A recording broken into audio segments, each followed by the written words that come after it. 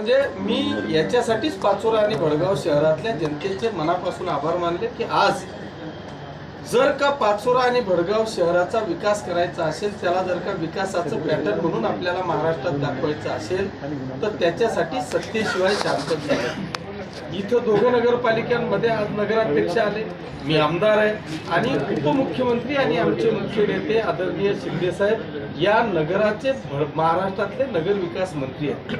त्याच्यामुळे 100% विकास हा पाचोरा आणि भडगाव शहराचा होणार. त्याच्यामुळे माझी जनता ही 100% हुशार आहे आणि त्या जनतेने विकासाला मत दिलं, विकासाच्या पाठीशी खंबीरपणे उभी राहिली आणि त्याचं द्योतक आज या ठिकाणी दिसतंय. मी आपल्याला खात्री देतो की भडगाव शहर हे शहर की ग्रामीण हे ओळखलं जात नव्हतं.